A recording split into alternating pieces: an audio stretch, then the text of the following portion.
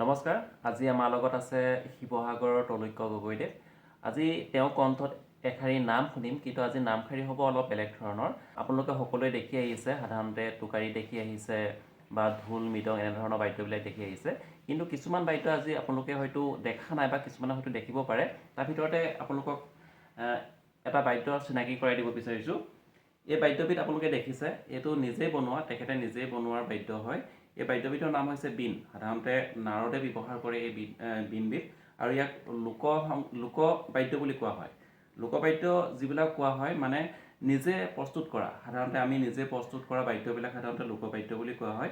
ইয়াত ব্যৱহাৰ কৰা হৈছে বাঁহ ব্যৱহাৰ কৰা হৈছে, বেত ব্যৱহাৰ কৰা হৈছে, আৰু গৰু ছাল ব্যৱহাৰ কৰা হৈছে, আৰু পাটৰ সূতা ব্যৱহাৰ কৰা হৈছে।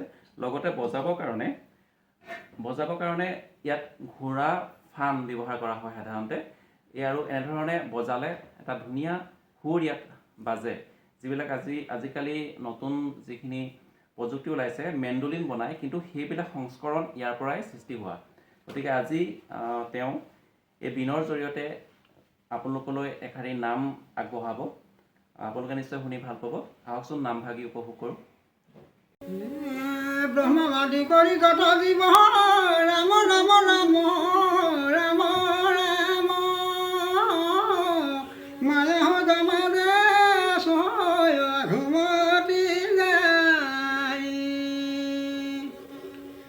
ধূলিৰে বালিয়ে গ'ল বেলকাল গমাক